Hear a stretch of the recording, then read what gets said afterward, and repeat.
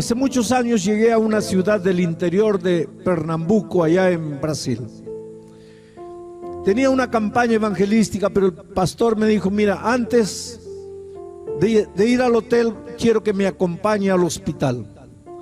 Vamos a visitar a una chica que es la directora de la escuela y que intentó suicidarse. Y no concretó el suicidio porque sus amigas la encontraron a tiempo de llevarla al hospital y salvarle la vida.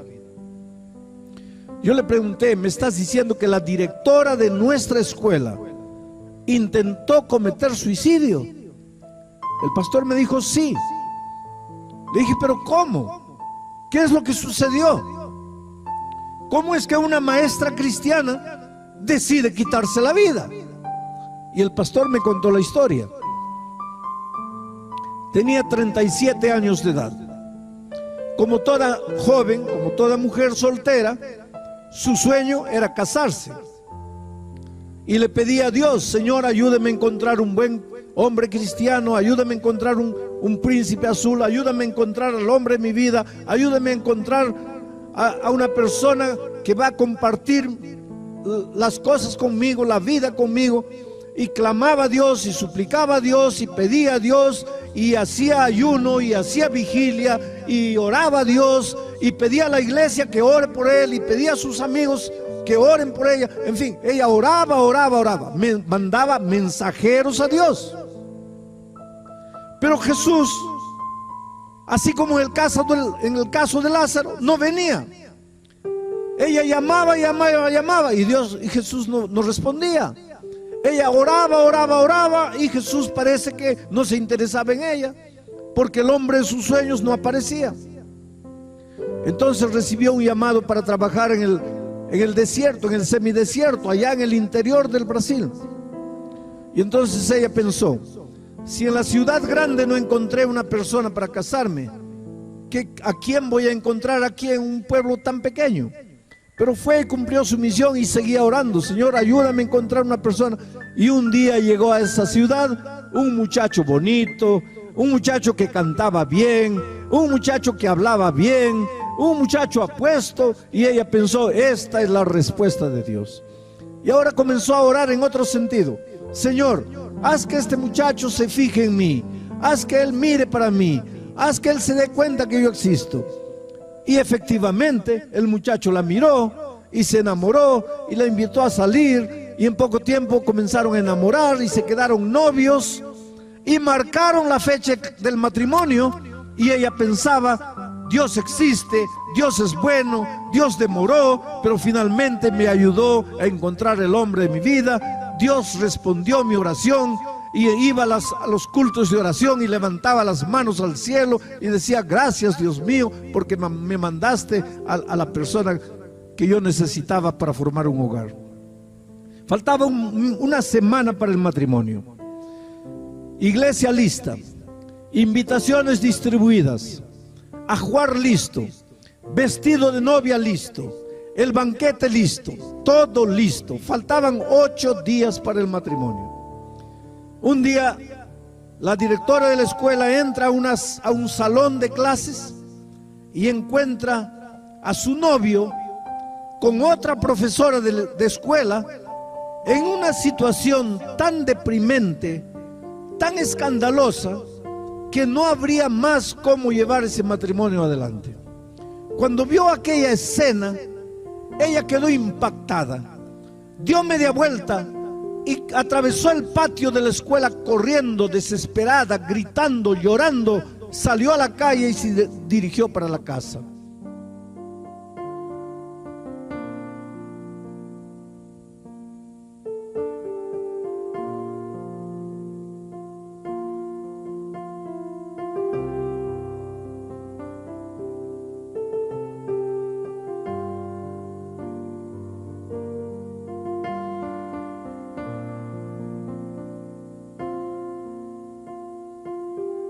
Y se dirigió a la casa gritándole a Dios, Dios mío, si este hombre no era para mí, ¿por qué lo mandaste a esta ciudad?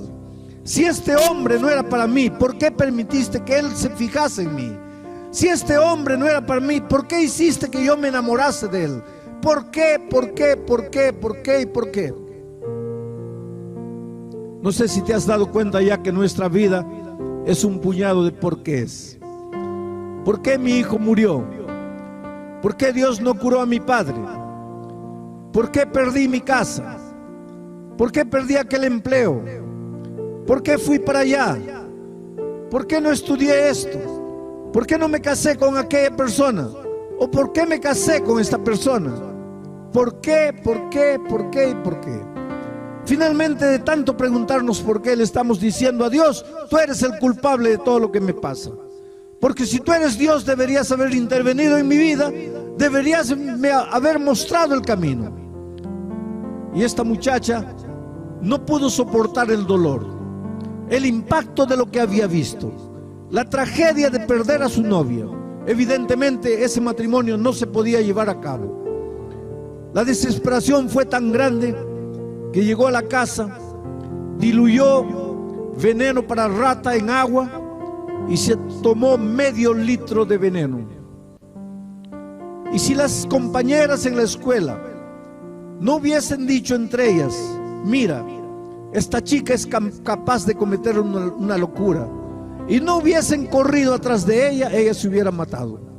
Pero la encontraron agonizando, la llevaron al hospital y lograron salvarla.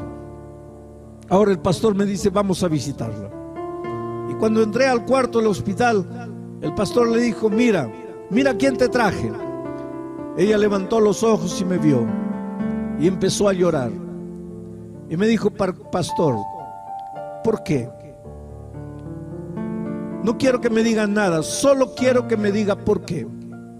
¿Por qué Dios hizo esto conmigo? Yo oré a Dios. ¿Por qué Dios no me contestó? ¿Por qué Dios permitió que me pasase esto? Por favor, pastor, dígame por qué. A lo largo de mi vida he encontrado tantas personas en la hora del dolor preguntándome por qué. Y yo no tengo respuestas. ¿Cómo puedo decirte por qué te pasó lo que te pasó? En la palabra de Dios yo no encuentro respuesta para todo. La palabra de Dios no es un libro que explica todo. En la palabra de Dios yo encuentro que Dios me pide que yo crea en Él, que yo confíe en Él, aunque no comprenda las cosas que me pasan. Le dije a esta chica: mira, yo no puedo decirte por qué. Una cosa te digo, tú tienes un sueño, pero Dios también tiene un sueño para ti. Y el plan que Dios tiene para ti siempre es mejor que el plan que tú tienes para ti mismo. ¿Quieres que haga una oración? Ella me dijo: sí, si quiere puede orar. Oré. Un año después de este incidente, tuvimos un campamento de 10,000 jóvenes en una ciudad. Y en la mitad del campamento me encontré con ella. Y le pregunté: ¿y cómo te va? ¿Cómo van las cosas contigo? Ella levantó los hombros y dijo: están yendo. Y con esa actitud yo entendí que todo estaba igual. Ella no había mejorado. Continuaba resentida con Dios. Continuaba triste. Continuaba pensando que Dios no se importaba con ella. Pasaron 2 años. Un día recibí una carta de ella. Y en la carta me decía: pastor, en aquel campamento, hace 2 años atrás, conocí a un muchacho de 40 años que hace 1 año atrás había perdido a su esposa, que durante 10 años fue consumida por el cáncer. Y durante esos 10 años él cuidó con cariño y con amor a su esposa hasta que murió. La esposa murió y dejó 2 niños pequeños.